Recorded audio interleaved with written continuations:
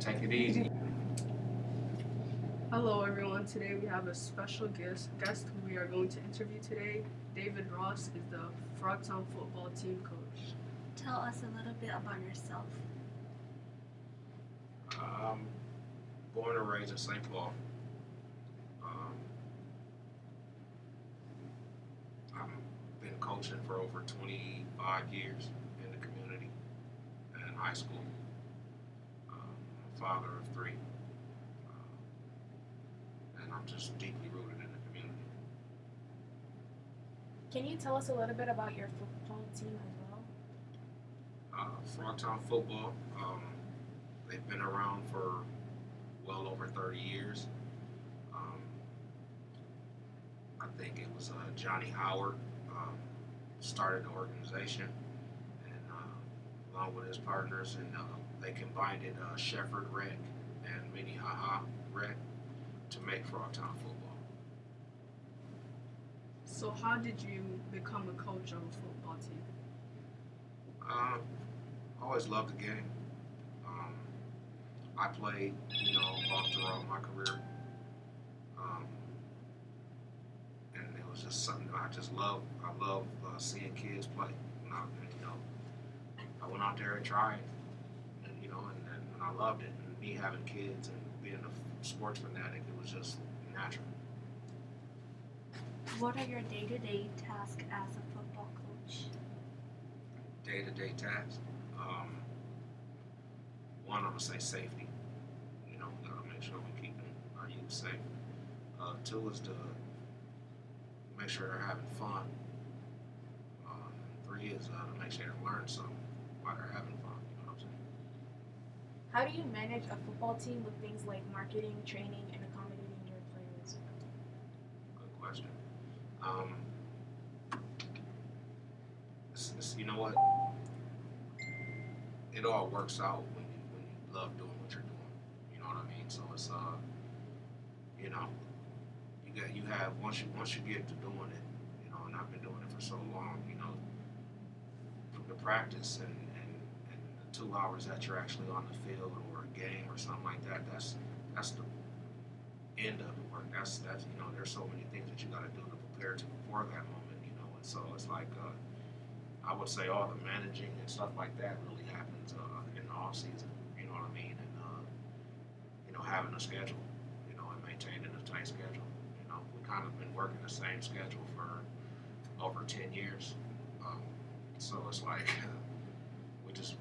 we're used to it. It's our daily routine, so it just comes second nature. Can you tell us a little bit about the players this year with things like their ages, how many games have they played, and like overall how they're doing this year? Okay, so we just started the season August 2nd or July 29th, and then going and got our equipment and stuff just last week. So really, we haven't played anybody yet. But our ages range from 8 years old to 14. So they're doing really good. Um, they're developing. I got a lot of kids that never played the game before, so it's a lot of teaching fundamentals and you know how to get down in a good football stance. How to protect your neck when you're tackling and keeping your head up and stuff like that to avoid from injuries like concussions and stuff like that. So you know, just they're good kids overall. How has COVID affected how you operate?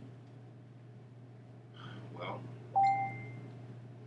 one thing with the COVID is I think it kind of made everyone realize that we all have to be kind of germaphobes. You know what I mean? So it's like spraying Lysol on equipment. You know what I'm saying?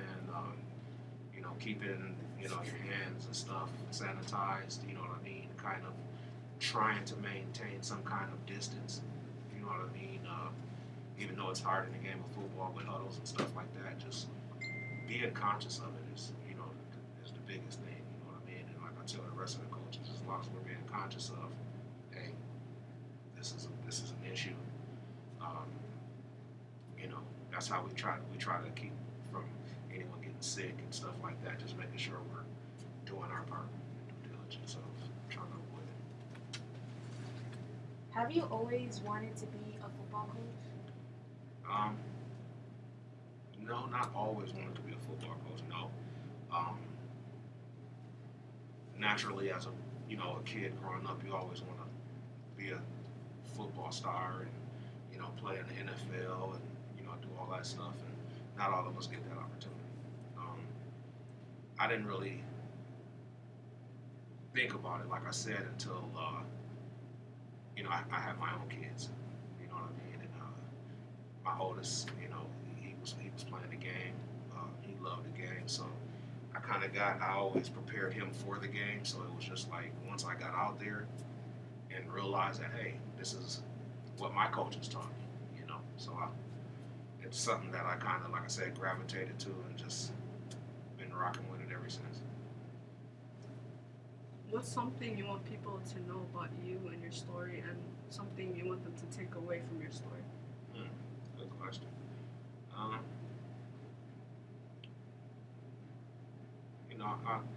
I'm more of a giver. I care. Um, so at the end of the day, I just want people to, know that I try to be the best person that I could be for myself and others. I've always been helpful whenever I can.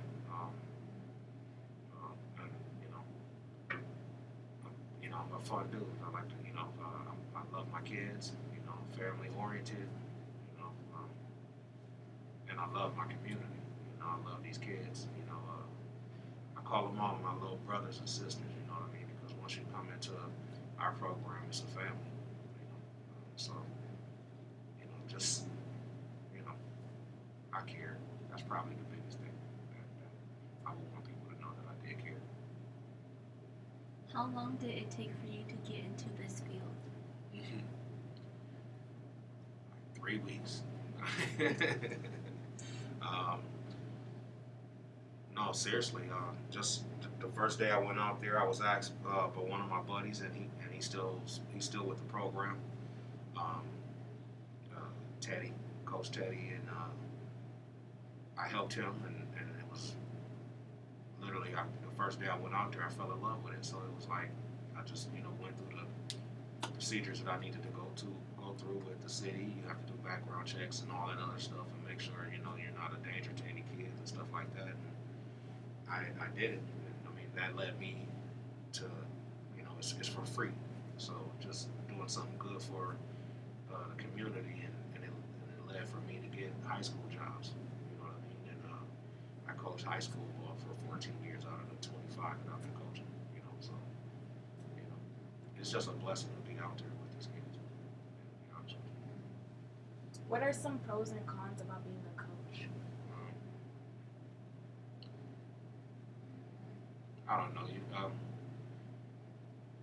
The pros are like I just said, the blessing of being able to teach the youth, and develop our young men and women into strong pieces of our community. Cons are, just not everyone sees it the way you see it. You know what I mean? Or yeah, that I'll just say I'll leave it right there. You know what I'm saying? I'll just leave it right there. Vision. So you talked a little bit about the pros and cons. So would you encourage other people to take the same path that you did? Of course. I mean,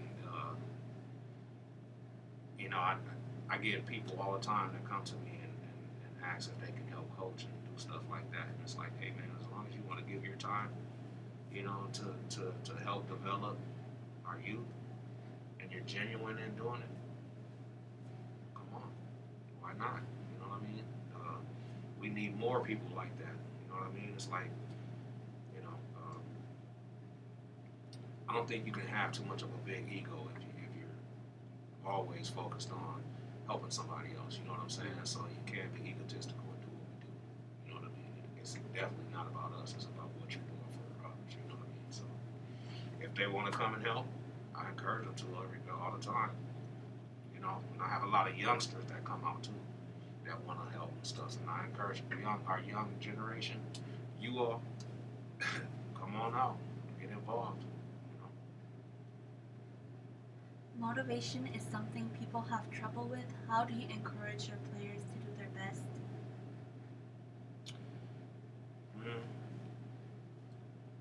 a lot of examples, just you know, I tell them from all ages, we meet at the end of every practice, and I let them know, just as far as encouraging them, it's just you want to be your best, just kind of, hey, you know, give it your all, you know what I mean?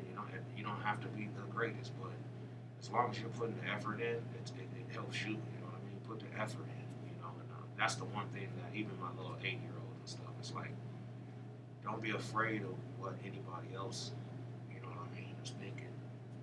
You go out and be the best player you can be, trying hard is everything, you know what I mean? You don't have to, if you're in 5th place, as long as you ran that hard mentally, you ran that race hard in your mind, that's it. So I just try to encourage them to go out there and have fun and just try hard, that's it. And, go from there. It's a mental game all the time. It never stops. it's, you know what I mean? That's why we call it development. That's it. In the beginning, you talked a little bit about the preparation for this season. Who would you say is your toughest opponent and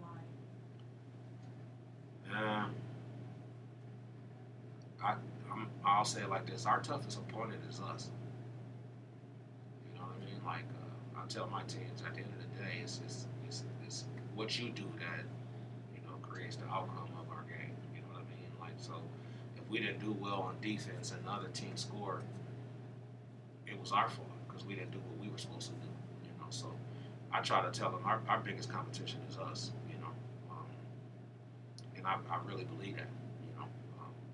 We don't look at I stopped. The older I got coaching and stuff, it's not about the rivals and who's this person or who's that team and I don't like that team. It's like, look, let's come out here and be prepared and be the best team that we can be, and we'll see the results. You know what I mean? So I think we are.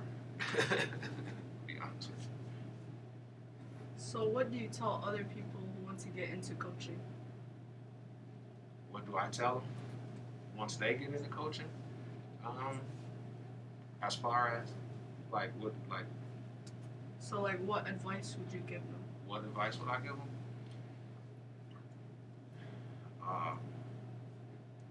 You got to be patient. That's the biggest thing. You got to be patient because you got to understand from 8 to 14 you're dealing with fragile human beings.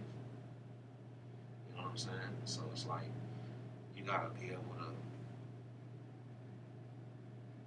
just be able to take, you got to be able to give and go a little bit. You got to take some of the, whatever they're going through and understand it, instead of just lashing out or saying that you want to quit or, like dealing with a parent is too much and dealing with a kid is too much. And you just got to just be patient, just sit back and take it all in and really think about why you're doing this. And once you gain that patience, it becomes fun.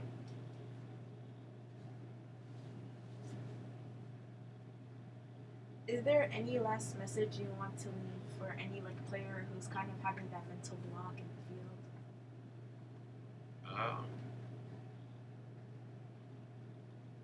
It's a team sport, for one. You know what I mean? It's a brother and sisterhood, right? Like that's why you play it, right? You want that camaraderie, right? You're not out there by yourself. You know what I mean? Like you got others around you. So don't be so hard on yourself. You know what I mean? Like find the fun in what you and the reason that you're out there. That's what I would say. It was nice hearing from you, and as we are closing up, we would like to say goodbye. Today's our last day, and we want to thank everyone from the guests to the listeners for making our summer memorable. Thank you to all of our listeners for listening today, and thank you for joining us. And it was very nice talking to you. Thank you very much. You guys are awesome. And, I appreciate you having me. Yeah.